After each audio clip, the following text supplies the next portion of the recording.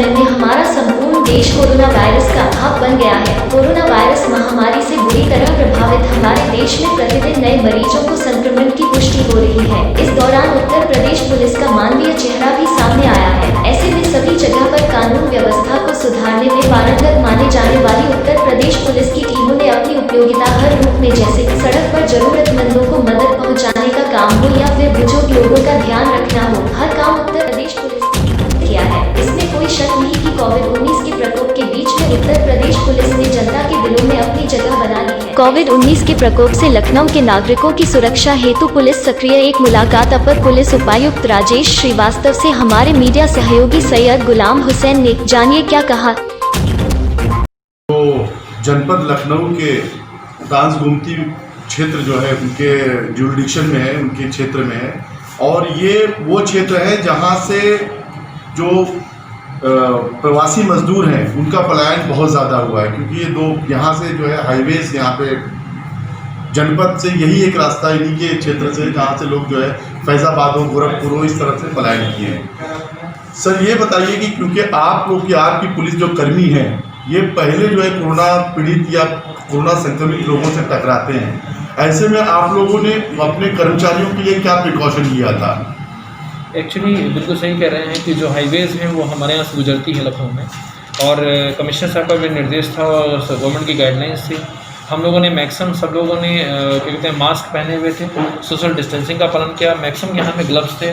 इसके अतिरिक्त हम लोगों ने जो प्रिकॉशनरी जो मैंने तो देखा है, हम लोगों ने ब्रीफ जब किया था, कई लोग प्रिकॉशनरी होम्योपैथिक दवाएं या ऐसी दवाएं भी हम लोगों ने प्रोफाइलेक्टिकली यूज़ की थी। जैसे तमाम हमारे कॉन्स्टेबल्स हॉट स्पॉट में भी लगे रहते थे, तो वहाँ पे हम लोगों ने सैनिटाइजेशन का टनल भी लगाया था। हमारे यहाँ अरबी फारसी यूनिवर्सिटी मड़ियाओं में पड़ती है, वहाँ पे हमने एक सैनिटाइजेशन का टनल भी लगवाया था जो यहाँ की आर्किटेक्चर एसोसिएशन ने हम लोग को दिया था।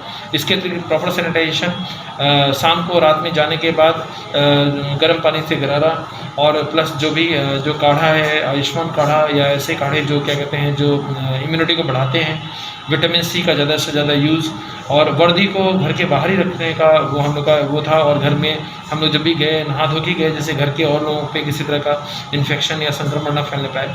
तो इन सारी प्रिकॉशंस को ध्यान रखने की वजह से आज लगभग 3 मंथ्स बीत गए हैं और हम लोग चौथे चरण में लॉकडाउन का प्रवेश कर रहे हैं। और देखिए आप, हमारे लखनऊ पुलिस में अभी तक कोई भी ऐसा व्यक्ति, कोई कांस्टेबल से लेकर टॉप टू बॉटम ऐसा नहीं है जिसको कि इस तरह का कोई संक्रमण हुआ। सर लखनऊ में कोई अधिकारी जो है संक्रमित नहीं हुआ, लेकिन लखनऊ के मेडिकल कॉलेज से जो भी रिपोर्टें आती थी उसके बाद आप लोगों को जो है वो पर्टिकुलर पुलिस स्टेशन में निर्देश जाता था कि यहाँ से कोरोना पॉजिटिव लोग पाए गए हैं। तो ऐसे में आप लोग किस तरह से उस एरिया को ब्लॉक करते थे और जैसे बल्लियाँ लगाते थे, तो वो प्रिकॉशन लेना, क्योंकि जब तक के पता ना चलता मेडिकल कॉलेज से तब तक आप लोग क्या करते थे? एक्चुअली इसके लिए पूरा गाइडलाइन जो है सीएमओ के गाइडलाइन में जो डीएम के यहाँ से निर्देश जारी होता था हॉटस्पॉट बनाने के लिए या कंटेनमेंट जोन बनाने के लिए, इसका एक प्रॉपर कोविड का प्रोटोकॉल है। इस प्रोटोकॉल के अंतर्गत लगभग 250 मीटर तक के एरिया को बैरिकेडिंग की जाती थी। बैरिकेडिंग करने के बाद वहाँ पे एक एसडीएम की नियुक्ति होती थी, हमारी पुलिस फोर्स भी नियुक्त होती थी। उनका हम लोग एक व्हाट्सएप ग्रुप बनाते थे और अभी भी बना रहे हैं। व्हाट्सएप ग्रुप बना के जो भी उनकी डिमांड होती थी, जिस क्योंकि उनका बाहर निकलना आना जाना मना था, तो जो भी डिमांड वो क्रिएट करते थे व्हाट्सएप ग्रुप में, उस पर जो लोकल मजिस्ट्रेट है वो तमाम लोगों को एंगेज करता था। वहाँ सब्जियाँ, दूध, सारी चीज़ें वहीं आती थी। तो 14 दिन 15 दिन का जो एक प्रॉपर नियम है, जो आइसोलेशन का, क्वारंटाइन का, वो फॉलो किया जाता था, जिससे संक्रमण कहीं आगे न फैलने पाए। ऐसे सारे एरिया जहाँ एक से ज़्यादा संक्रमित व्यक्ति थे या कोरोना पॉजिटिव थे, लगभग 2 लोग, सारों को कंटेनमेंट जोन के रूप में या हॉटस्पॉट के रूप में लखनऊ में बदला गया। और अभी तक सबका आप देख रहे हैं कि सब जगह पे, इसलिए हम लोग उसको आइसोलेट करने में सफल रहे। और जो संक्रमण था वो कहीं लोकलाइज्ड रहा, पूरी तरह से फैला नहीं सोसाइटी में। अभी तक हम लोगों ने लोकल एरिया को ही सील किया। तो उसी के तहत अब क्या कहते हैं काम चल रहा है। यही पॉलिसी है गवर्नमेंट की भी, और अभी तक तो सब चीज़ नियंत्रण में है। सर माननीय प्रधानमंत्री नरेंद्र मोदी जी के आह्वान पे जनता ने पूरी तरह से समर्थन दिया और चौथा लॉकडाउन तक जो है पूरी तरह से जनता ने सहयोग किया। लेकिन जब प्रवासी मजदूरों का आनन फानन में पलायन हुआ, ऐसे में योगी सरकार ने जो है परिवहन विभाग को भी निर्देश दिया कि जल्दी से जल्दी उन मजदूरों को जो है उनके विभाग में पहुंचाया जाए। क्योंकि हम लोगों ने काफ़ी लखनऊ के एरिया में जो हिस्से में हम लोगों ने न्यूज़ कवर की तो देखा कि ट्रकों पे लोग लद के जा रहे हैं, छोटी गाड़ियों पे, टैंकर्स पे लद के जाते हैं। ऐसी स्थिति में आप लोगों की क्या भूमिका रही थी? एक्चुअली ये बात सही है कि जब पलायन शुरू हुआ, तमाम मजदूर अप्रवासी लोग जो महाराष्ट्र से, दिल्ली से, बॉम्बे से जब आना शुरू हुए, तो शुरुआत में तो ये हुआ कि इनके लिए बसेस नहीं थी, केवल ट्रकों से लोग जा रहे थे। बाद में गवर्नमेंट ने और परिवहन विभाग ने इसमें इनिशिएटिव लिया और भारी मात्रा में बसों को लगाया गया, और उन बसों में भी ये चीज़ ध्यान रखा गया कि उसमें से सोशल डिस्टेंसिंग का पालन हो। यदि एक बस मान लीजिए 40 सीटर है या 40 सीटर है, तो उसमें 40 लोग ही बैठे, और प्रत्येक बस के सारे लोगों को उतरने के बाद सबकी सैंपलिंग हुई, सबका स्क्रीन टेस्ट हुआ, सबका टेम्परेचर लिया गया। मैंने देखा कि जैसे हमारे यहाँ रिंग रोड पे जो भी बसें आती थी या हमारे भिठौली तिराहे पे अगर लोग आते थे, तो प्रॉपर क्या करते हैं, उनको ऐसे ही बैठाया जाता था कि जैसे किसी के को कोई संक्रमण न होने पाए। और उसके बाद क्या कहते हैं, बहुत तेज़ी से हुआ, और लगभग 3-4 दिन के अंदर ही काफ़ी ज़्यादा अप्रवासियों को सुरक्षित उनके घरों तक पहुँचाने में मदद मिली।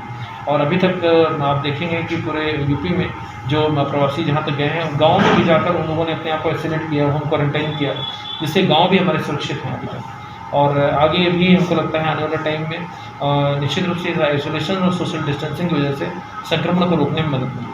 सर, आपका सर्वोच्च जो है कार्य है कि ये इस पर्टिकुलर जनपद में जो है लॉ एंड ऑर्डर बना रहे, तो लॉकडाउन के सीजन में क्राइम एक्टिविटीज़ पे क्या नियंत्रण रहा, कि किस तरह से आप देखते हैं?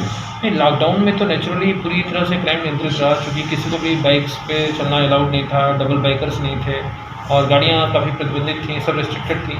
लेकिन लॉकडाउन का जैसे जैसे चरण अब खुला है, जैसे लॉकडाउन का जो 4 का चरण अब आया है, तो थोड़ी सी क्राइम थोड़ा सा बढ़ा है, क्योंकि लोगों को निकलने की छूट मिली है। इसमें अपराधी तत्वों ने भी इसका लाभ उठाया और अचानक निकल के हमारे यहाँ दुर्घटनाएँ हुई, लेकिन हम लोगों ने बहुत तेज़ी से इसको वर्कआउट भी किया है। और आने वाले टाइम में मुझे लगता है कि चैलेंज निश्चित रूप से पुलिस के लिए रहेगा, क्योंकि लॉकडाउन जैसे जैसे खुलेगा, बहुत से अपराधी तत्व या क्रिमिनल इंटेंशन के लोग जिनको अभी तक मौका नहीं मिल पाया था, वो अपने इसका नाजायज़ फ़ायदा उठाने का प्रयास करेंगे। लेकिन वी आर प्रिपेयर्ड, हम लोग तैयार हैं इसके लिए, पूरी गवर्नमेंट इसके लिए तैयार है। हम लोग तैयार हैं कि उनकी किसी भी तरह के ऐसे मेलाफ्राइडे इंटेंशन अगर है, उनके गलत काम है, उनको रोका जाएगा और उनको कठोर दंड से निश्चित रूप से हम लोग भेजेंगे। Thank you sir. अभियान चल रहा है, अभियान जो चल रहा है उसमें थोड़ा प्रकाश डालिए आप। क्या इसमें polygon system modern beat system का ही एक पार्ट है। कमिश्नर साहब ने एक पॉलीगॉन सिस्टम को मॉडर्न बीट सिस्टम के रूप में इसको बनाया है। इसमें प्रत्येक जो बाइक है, हमारे कॉन्स्टेबल्स हैं, वो जीपीएस सिस्टम से लैस है, सब वायरलेस सेट है, सबके पास स्मॉल वेपन है, और प्रत्येक बीट को एक तरह से एक डिजिटलाइज कर दिया गया है। इसका एक मॉडर्न कंट्रोल रूम है जो पुलिस लाइन में बना हुआ है, जहाँ पे इनका मूवमेंट देखा जाता है, और वहाँ पे ये भी देखा जाता है कि अपने पॉलीगॉन पर अपने बीट में ही ये लोग रहें, वहाँ से कहीं ये डेविएट न करें, कहीं विचलित न हो। और निश्चित रूप से इसका लाभ हमें धीरे धीरे मिलेगा, जैसे जैसे पुलिस इक्विप्ड हो रही है, कई बैरियर्स बनाए गए हैं, उन बैरियर्स को भी हम लोग धीरे धीरे वायरलेस सेट दे रहे हैं कि वायरलेस सेट से इक्विप दे दें। तो कोई भी घटना होगी, अगर पॉलीगॉन सिस्टम हमारा प्रॉपर जो वर्क करने लगेगा, और तो निश्चित रूप से उस घटना को हम लोग आसानी से रोक लेंगे और चेक करने में हमें मदद मिलेगी, और अपराधी भाग नहीं पाएगा। और निश्चित रूप से ये मॉडर्न पुलिसिंग का ही एक पार्ट है, ये फर्स्ट स्टेप देखा जाए, और जैसे जैसे ये और इवॉल्व करेगा, तो मुझे लगता है कि और बेहतर पुलिसिंग आपको रोड्स पे दिखाई देगी, और रोड सेफ्टी क्राइम की लिहाज से निश्चित रूप से बेटर होगी।